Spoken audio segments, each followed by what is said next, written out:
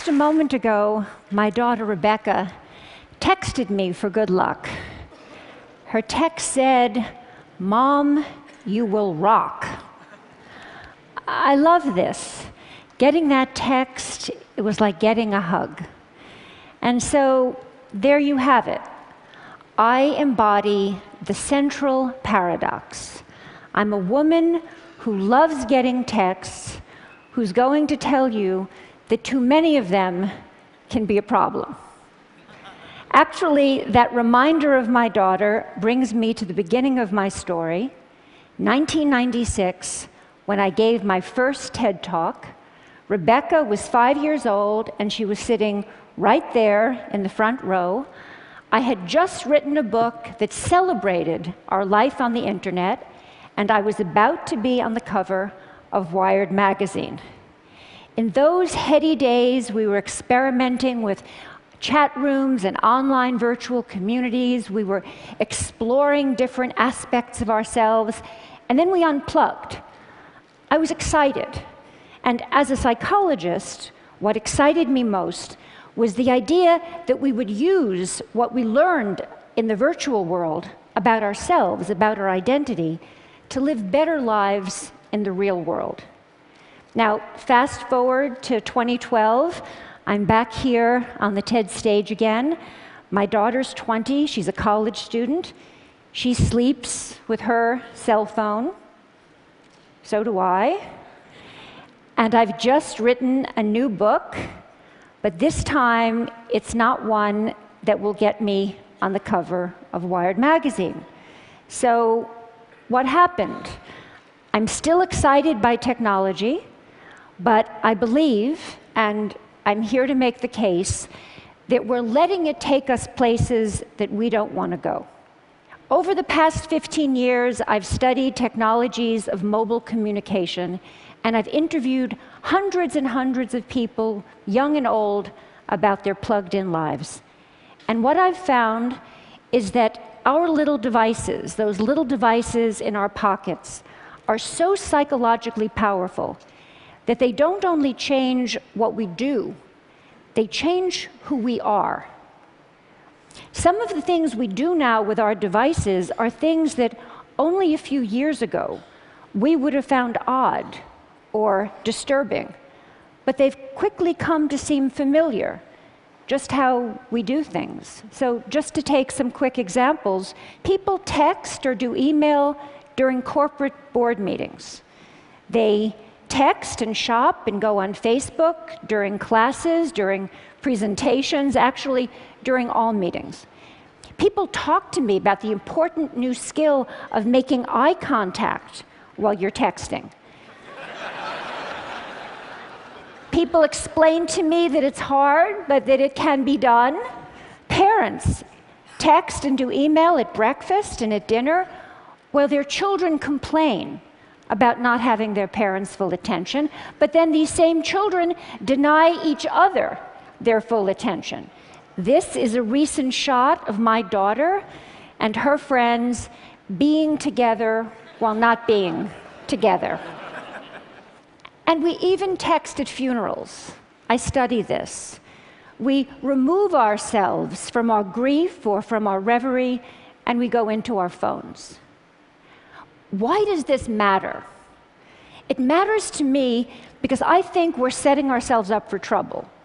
Trouble certainly in how we relate to each other, but also trouble in how we relate to ourselves, in our capacity for self-reflection. We're getting used to a new way of being alone together.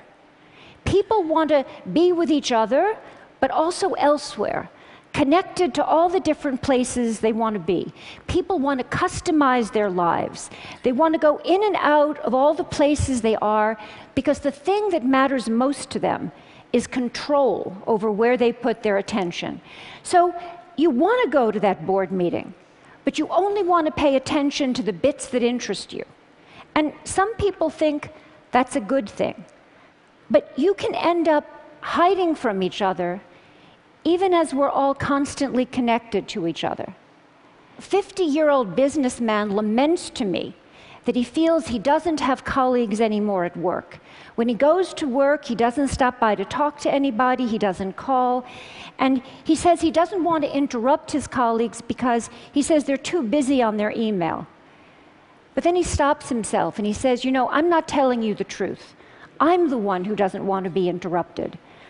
I think I should want to, but actually I'd rather just do things on my BlackBerry.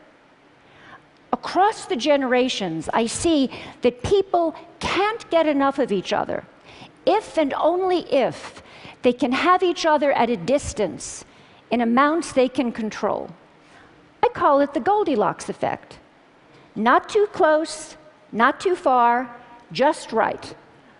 But what might feel just right for that middle-aged executive can be a problem for an adolescent who needs to develop face-to-face relationships. An 18-year-old boy who uses texting for almost everything says to me wistfully, someday, but certainly not now, I'd like to learn how to have a conversation. When I ask people, what's wrong with having a conversation? People say, I'll tell you what's wrong with having a conversation. It takes place in real time, and you can't control what you're going to say. So that's the bottom line. Texting, email, posting, all of these things let us present the self as we want to be. We get to edit, and that means we get to delete. And that means we get to retouch the face, the voice, the flesh, the body. Not too little, not too much, just right. Human relationships are rich, and they're messy, and they're demanding. And we clean them up with technology. And when we do, one of the things that can happen is that we sacrifice conversation for mere connection. We shortchange ourselves. And over time, we seem to forget this, or we seem to stop caring. I was caught off guard when Stephen Colbert asked me a profound question. A profound question. He said, don't all those little tweets, don't all those little sips of online communication add up to one big gulp of real conversation? My answer was no, they don't add up. Connecting in sips may work for gathering discrete bits of information. They may work for saying, I'm thinking about you, or even for saying, I love you. I mean, look at how I felt when I got that text from my daughter. But they don't really work for learning about each other, for really coming to know and understand each other. And we use conversations with each other to learn how to have conversations with ourselves. So a flight from conversation can really matter because it can compromise our capacity for self-reflection.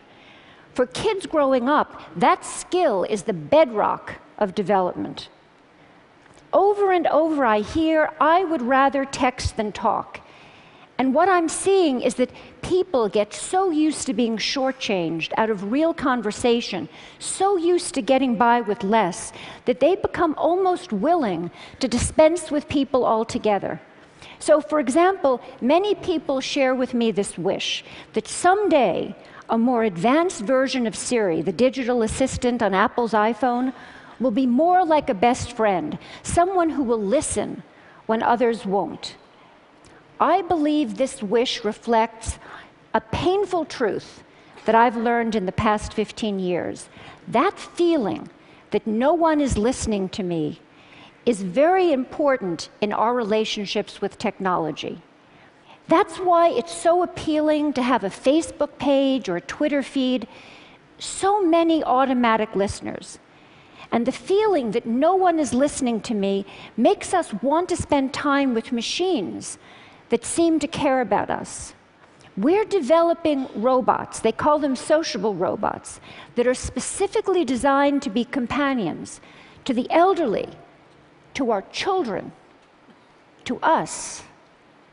Have we so lost confidence that we will be there for each other?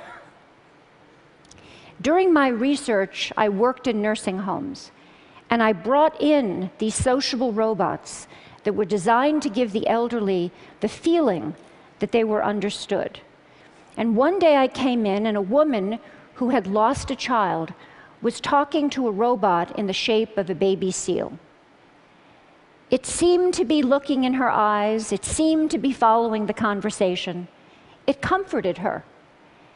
And many people found this amazing. But that woman was trying to make sense of her life with a machine that had no experience of the arc of a human life. That robot put on a great show. And we're vulnerable. People experience pretend empathy as though it were the real thing. So, during that moment, when that woman was experiencing that pretend empathy, I was thinking, that robot can't empathize. It doesn't face death. It doesn't know life. And as that woman took comfort in her robot companion, I didn't find it amazing. I found it one of the most wrenching, complicated moments in my 15 years of work. But when I stepped back, I felt myself at the cold, hard center of a perfect storm. We expect more from technology and less from each other. And I ask myself, why have things come to this? And I believe it's because technology appeals to us most where we are most vulnerable. And we are vulnerable. We're lonely, but we're afraid of intimacy.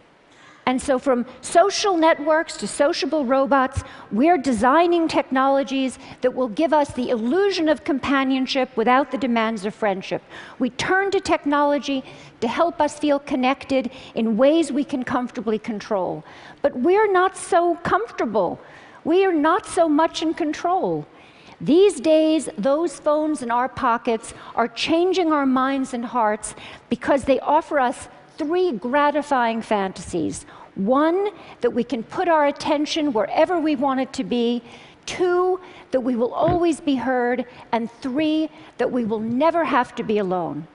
And that third idea, that we will never have to be alone, is central to changing our psyches. Because the moment that people are alone, even for a few seconds, they become anxious, they panic, they fidget, they reach for a device. Just think of people at a checkout line or at a red light. Being alone feels like a problem that needs to be solved, and so people try to solve it by connecting. But here, connection is more like a symptom than a cure. It expresses, but it doesn't solve an underlying problem. But more than a symptom, constant connection is changing the way people think of themselves. It's shaping a new way of being. The best way to describe it is, I share, therefore I am. We use technology to define ourselves by sharing our thoughts and feelings, even as we're having them. So before it was, I have a feeling, I want to make a call. Now it's, I want to have a feeling, I need to send a text. The problem with this new regime of I share, therefore I am, is that if we don't have connection, we don't feel like ourselves. We almost don't feel ourselves. So what do? We connect more and more. But in the process, we set ourselves up to be isolated. How do you get from connection to isolation? You end up isolated if you don't cultivate the capacity for solitude, the ability to be separate, to gather yourself. Solitude is where you find yourself so that you can reach out to other people and form real attachments. When we don't have the capacity for solitude, we turn to other people in order to feel less anxious or in order to feel alive. When this happens, we're not able to appreciate who they are. It's as though we're using them as spare parts to support our fragile sense of self. We slip into thinking that always being connected is going to make us feel less alone. But we're at risk, because actually it's the opposite that's true. If we're not able to be alone, we're going to be more lonely. And if we don't teach our children to be alone, they're only going to know how to be lonely. When I spoke at TED in 1996, reporting on my studies of the early virtual communities, I said, those who make the most of their lives on the screen come to it in a spirit of self-reflection. And that's what I'm calling for here, now. Reflection, and more than that, a conversation about where our current use of technology may be taking us, what it might be costing us. We're smitten with technology, and we're afraid, like young lovers, that too much talking might spoil the romance. But it's time to talk. We grew up with digital technology, and so we see it as all grown up. But it's not. It's early days. There's plenty of time for us to reconsider how we use it, how we build it. I'm not suggesting that we turn away from our devices, just that we develop a more self-aware relationship with them, with each other, and with ourselves. I see some first steps. Start thinking of solitude as a good thing. Make room for it. Find ways to demonstrate this as a value to your children. Create sacred spaces at home, the kitchen, the dining room, and reclaim them for conversation. Do the same thing at work. At work, we're so busy communicating that we often don't have time to think. We don't have time to talk about the things that really matter. Change that. Most important, we all really need to listen to each other, including to the boring bits, because it's when we stumble or hesitate or lose our words that we reveal ourselves to each other. Technology is making a bid to redefine human connection, how we care for each other, how we care for ourselves, but it's also giving us the opportunity to affirm our values and our direction. I'm optimistic. We have everything we need to start. We have each other, and we have the greatest chance of success if we recognize our vulnerability, that we listen when technology says it will take something complicated and promises something simpler. So in my work, I hear that life is hard, relationships are filled with risk, and then there's technology. Simpler, hopeful, optimistic, ever young. It's like calling in the cavalry. An ad campaign promises that online and with avatars, you can, quote, finally, love your friends, love your body, love your life. Online and with avatars. We're drawn to virtual romance, to computer games that seem like worlds, to the idea that robots will someday be our true companions. We spend an evening on the social network instead of going to the pub with friends. But our fantasies of substitution have cost us. Now we all need to focus on the many, many ways technology can lead us back to our real lives, our own bodies, our own communities, our own politics, our own planet. They need us. Let's talk about how we can use digital technology, the technology of our dreams, to make this life the life we can love. Thank you.